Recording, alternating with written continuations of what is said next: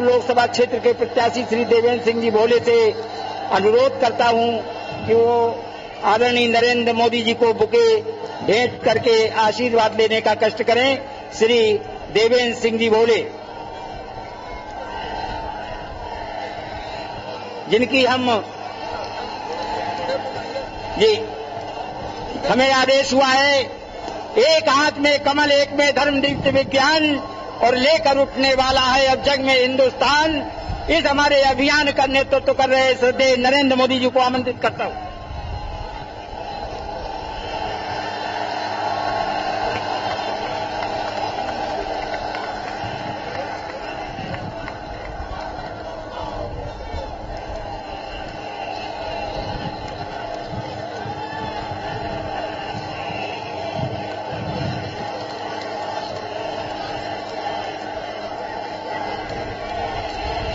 भारत माता की, भारत माता की। मंच पर विराजमान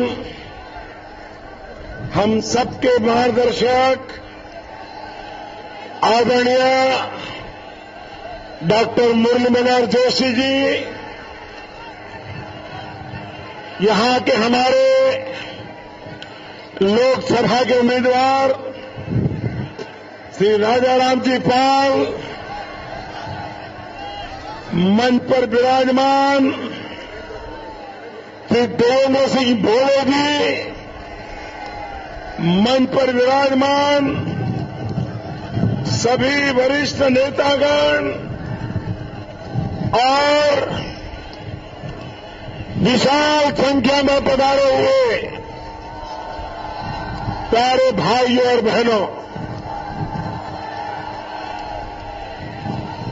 मुझे यहां पहुंचने में विलंब हुआ, इसके लिए मैं आप सबकी क्षमा मांगता हूं।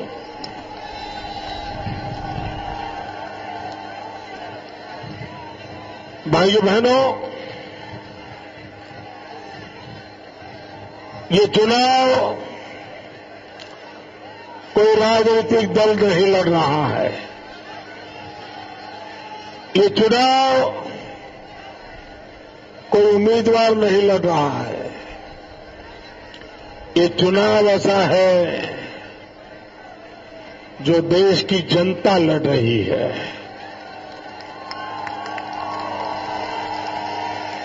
और भाइयों बहनों, ये चुनाव ऐसा है जिसमें चुनाव घोषित होने के साथ ही इस चुनाव का परिणाम भी घोषित हो चुका है।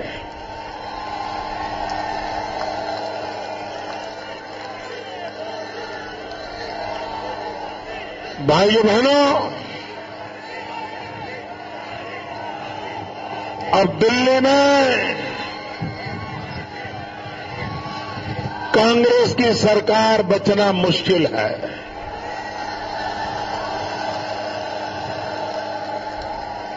उनका जाना तय है।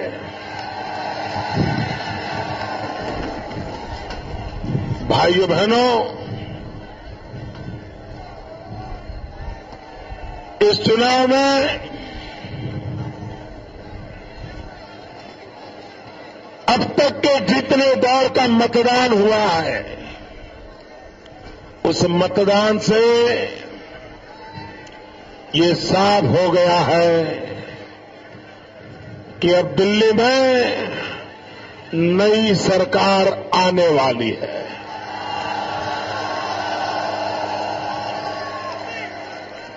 लेकिन अब जिन्हें मतदान करने का बाकी है, पहले जितना मतदान हो गया उन्होंने दिल्ली सरकार को पराजित कर दिया है। लेकिन अब जिनका मतदान होने वाला है उनके जिम्मे बहुत बड़ा काम है। अब जिनको मतदान करना है उनका जिम्मा है अब दिल्ली में मजबूत सरकार बनाने का काम आपके जिम्मे है।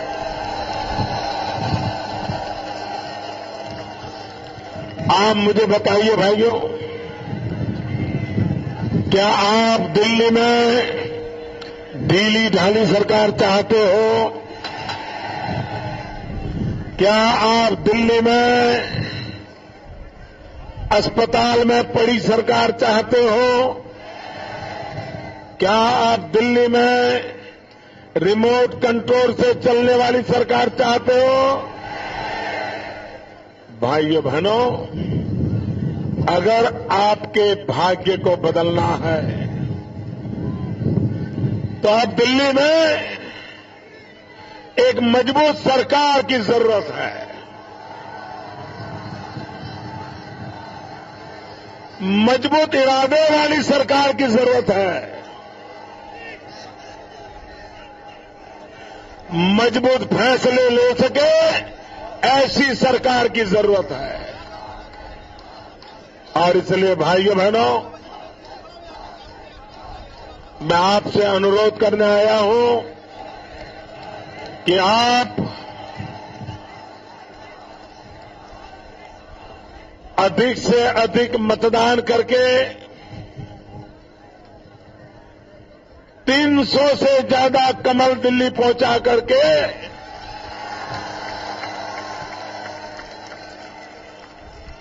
देश का भाग्य बदलने के लिए मजबूत सरकार बनाएं। भाइयों बहनों, मैं जरा कांग्रेस के नेताओं से और दिल्ली सरकार से कुछ गंभीर सवाल पूछना चाहता हूं और देश आशा करता है कि कांग्रेस पार्टी और दिल्ली सरकार गंभीरतापूर्वक देश की जनता को सही जवाब दें।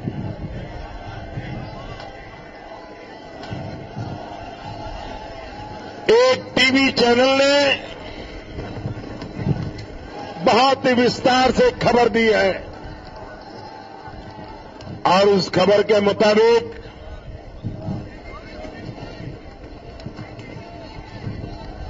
देश के इनकम टैक्स डिपार्टमेंट ने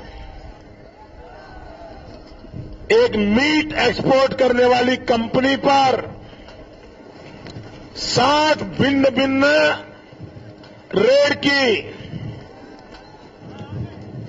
छापे मारे और देश के सामने गंभीर संकट पैदा हो ऐसी अनेक बातें बरामद की है। करीब 350 घंटों का वो मीट एक्सपोर्ट कंपनी के मालिक का भिन्न भिन्न लोगों के साथ जो टेलीफोन बातचीत हुई है, भारत के इनकम टैक्स डिपार्टमेंट के पास उसके टैप रिकॉर्ड मौजूद है। और कल एक टीवी चैनल का कहना ऐसा है कि मीट एक्सपोर्ट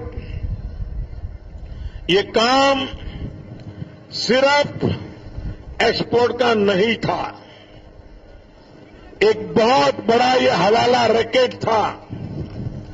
और टीवी चैनल ने कहा है कि केंद्र सरकार के 4 मंत्री ये मीट एक्सपोर्ट करने वाली कंपनी के साथ जुड़े हुए थे इस हवाला कांड के कारोबार में।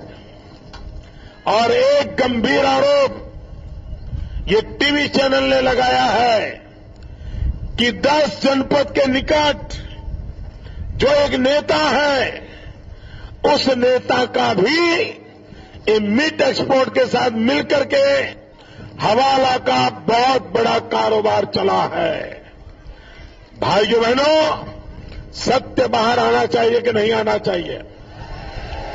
देश को पता चलना चाहिए कि नहीं चलना चाहिए? ये कौन मंत्री थे, नाम आने चाहिए कि नहीं? ये 10 जनपद का कौन साथी है, नाम आना चाहिए कि नहीं? ये हवाला कांड कितने रुपयों का है, क्या कारोबार हुआ है, ये देश को पता चलना चाहिए कि नहीं चलना चाहिए? भाइयों बहनों, इतनी गंभीर बात होने के बाद भी भारत के संप्रभुता के लिए संकट पैदा करने वाले ये कारनामे हो रहे हैं, लेकिन दिल्ली में बैठी हुई सरकार कोई जवाब देने के लिए तैयार नहीं है। भाइयों बहनों,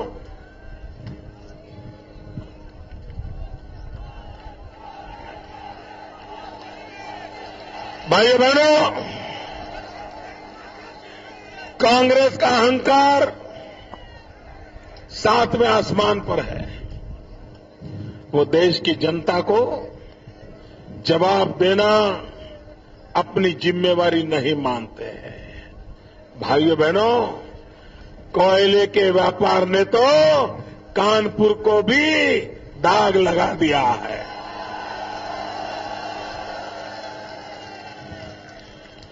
और इसलिए भाइयों बहनों, ये भ्रष्टाचार में लिप्त इस सरकार से देश को मुक्ति दिलानी चाहिए। कांग्रेस ने 2009 में वादा किया था 100 दिन में महंगाई दूर करेंगे। महंगाई गई भाइयों, महंगाई गई। कांग्रेस ने धोखा किया कि नहीं किया? वादा तोड़ा कि नहीं तोड़ा? उस कांग्रेस से नाता तोड़ोगे कि नहीं तोड़ोगे? ये कांग्रेस पार्टी ने 10 करोड़ नौजवानों को रोजगार देने के लिए कहा था। यहां कोई है जिस नौजवान को दिल्ली में रोजगार दिया हो? आपके गांव में किसी को दिया है? आपके यार दोस्तों में दिया है? ये नौजवानों के भविष्य के साथ खिलवाड़ किया कि नहीं किया? भाइयों बहनों, न उनको जवानों की परवाह है, न किसानों की परवाह है, न गरीब के खाने की चिंता है, न नौजवानों को रोजगार के अवसर की चिंता है। और इसलिए मैं भाइयों बहनों आज आपके सामने प्रार्थना करने आया हूं। आप भारतीय जनता पार्टी के कमल निशान पर बटन दबाइए और भारतीय जनता पार्टी के हमारे उम्मीदवार श्री देवेंद्र भोले जी, श्री देवेंद्र भोले जी, श्री देवेंद्र भोले जी को विजयी बनाइए। और पड़ोस में हमारे मार्गदर्शक डॉक्टर मुरली मनोहर जोशी जी भी हमारे यहां चुनाव लड़ रहे हैं। उनका भाग्य भी आप बनाएं। आप सबको मेरी बहुत बहुत शुभकामनाएं। भारत माता की